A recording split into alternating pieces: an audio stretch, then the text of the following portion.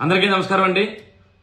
నిన్న నర్సీపట్నంలో నారా పప్పు లోకేష్ శంఖారావు అని చెప్పి మరి సభకు రావడం జరిగింది. 2:30కి సభ ప్రారంభిస్తారని చెప్పి 3:30 వరకు కూడా రా కదలిరా అని చెప్పి పాటలు ఎన్ని పెట్టినప్పటికీ కూడా శ్రేణులు రాకపోతే సుమారుగా గంట పాటు బస్సులోనే ఉండి అప్పుడు 1000 కుర్చీలు వేసిన ఆ సభలో 1000 కుర్చీలు మాత్రం వేశారు. 1000 కుర్చీలు కూడా నిండితే ఒక 500 మంది 1000 మంది అంటే సుమారుగా 2000 మందితో ఈ నారా లోకేష్ ఏదైతే పప్పు లోకేష్ ఉన్నాడో ఆ సభ నిర్వహించడం జరిగింది. ఇదే నర్సీపట్నంలో గత నెలలో కేవలం మా విశాఖపట్నం జిల్లాకు సంబంధించి నాయకులు వస్తే 40,000 మంది పైగా బస్సు యాత్ర సక్సెస్ చేసిన ఘనత మరి జగన్ అభిమానులది. అంటే ఇలాంటి 2000 సభ పెట్టి మరి ఎన్నో విమర్శలు చేశాడు ఈ రోజు పప్పు లోకేష్. ఏమంటాడంటే ఉత్తరాంధ్ర సభ ఈయన శంకరరావు సభ అదిరిపోయిందంట, దీన్ని చూసి మరి ప్యాలెస్ లో పిల్లి వచ్చపోసుకుంటాని చెప్పి అంటాడు. మరి లోకేష్ ఎవడరా పిల్లి ఎవడ పులి నీకు తెలుసుకోసారి. ఈ రోజు రాష్ట్రంలో ఎవరైనా అడుగు పిల్లి ఎవరంటే ఈ నారా లోకేష్ అని చెప్తారు. అదే పులి ఎవరైనా అడుగు ఈ రోజు రాష్ట్రంలో పులి ఎక్కడుందంటే పులివెందుల్లో ఉంటుందని చెప్తారు. బాబు పులికి పిల్లికి తేడా తెలుసుకొని నీలాంటి పిల్లిలు ఎంతమంది వచ్చినా సరే మా పులిని ఏమీ పీకలేరన్న సంగతి ఇప్పుడు నారా పప్పు లోకేష్ తెలుసుకోవాలని చెప్పి మీ ద్వారా తెలియపరుస్తున్నాను. మరి నిన్న అంటాడు మరి మేము అధికారంలోకి వస్తే 3,000 రూపాయలు నిరుద్యోగ వృత్తి ఇస్తామని చెప్పి మళ్ళీ చెప్తాడు. ఆనాడు 2014లో మీ నాన్న ఈ 420 చంద్రబాబు చెప్పాడు. ఏమన్నాడు? మేము అధికారంలోకి వస్తే ప్రతి ఇంటికి కూడా ఉద్యోగం ఇస్తాం, ఉద్యోగం ఇవ్వకపోతే 2,000 రూపాయలు నిరుద్యోగులు ఇస్తామని చెప్పి ఇప్పుడు మాయ మాటలు చెప్పి నిరుద్యోగులు మోసం చేశాడు.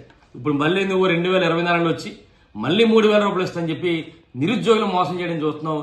నిరుద్యోగులు అందరూ తెలుసు మీరు ఎలాంటి పప్పుగాళ్ళలో ఎలాంటి 420 గాళ్ళలో ఈ రాష్ట్ర ప్రజలందరికీ తెలిసిన సంగతి పప్పు లోకేష్ తెలుసుకోవాలి. ఇక చూస్తా అంటాడు నిన్న నా త్వరలో మేము అధికారంలోకి వస్తే జూనియర్ కాలేజ్ తెస్తానంటాడు. అసలు బుద్ధి ఉందిరా నీకు? అసలు స్క్రిప్ట్ ఎవడిచ్చాడో నాకు తెలియట్లేదా? జూనియర్ కాలేజ్ శాంక్షన్ చేసి సుమారుగా అప్పటికి 20 రోజులు అయింది. మేము అదే నా త్వరలో జూనియర్ కాలేజ్ శాంక్షన్ చేసి 4 రోజులు అయితే ఇప్పుడు మళ్ళీ అధికారంలోకి వస్తే జూనియర్ కాలేజ్ తెస్తా అంటాడు. ఈ పప్పు లోకేష్ అసలు బుద్ధి ఉందా లేదని అడుగుతున్నా. ఇంకోటి అంటాడు ఈ రోజు నర్సీపట్నం ఎమ్మెల్యే మరి ఇసుకలో కానీ లాటరేట్లు కానీ 150 కోట్లు సంపాదించాడు అంటాడు. అసలు బుద్ధి ఉందరా నీకు? స్క్రిప్ట్ ఎవడిచ్చాడు? నీ పక్కనే దోపిడీ నా కొడుకు అయ్యింది పాత్రను పెట్టుకొని ఇసుకలోని లాటరేట్లోని 100 కోట్లు సంపాదించా అన్నాడు తెలుగుదేశం ప్రభుత్వ హయాంలో. నువ్వు వాళ్ళని అనుకుంటే మమ్మల్ని అంటావా? ఒక్క పైసైనా సరే, ఒక్క రూపాయి సరే, ఒక్క పైసా సరే అవినీతి చేశాను నిరూపించరా చెప్పి ఈ పప్పు లోకేష్ గారిని మీ ద్వారా మరి హెచ్చరించడం జరుగుతుంది. ఆ రోజు తెలుగుదేశం ప్రభుత్వ హయాంలో అంటే ఎలాగుంటుందంటే పచ్చకామలో వచ్చిన లోకం అంతా పచ్చకుంటుందంట. అలాగా తెలుగుదేశం ప్రభుత్వ హయాంలో ఆనాడు రాష్ట్రాన్ని దోచుకున్న దోపిడీ నా కొడుకులు ఎవరు? ఈ 420 చంద్రబాబు గారు, ఈ పప్పు లోకేష్ గారు, ఈ దోపిడీ దొంగ అయిన పాత్రుడు.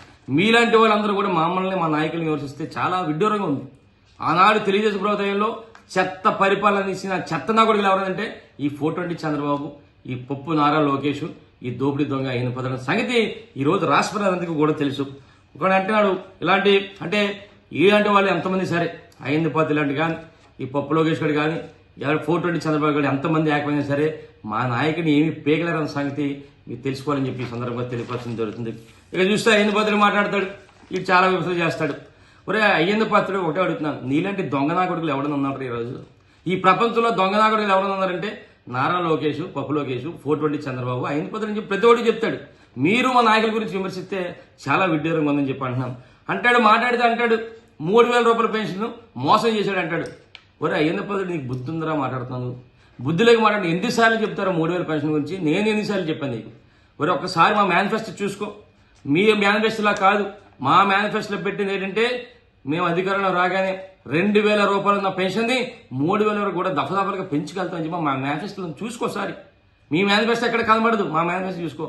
ఎలా నువ్వు మోసం చేయాలనుకుంటే ఎవడు వినే పరిస్థితి లేరని చెప్పి అయ్యన్న పద్ధతి చెప్తాను.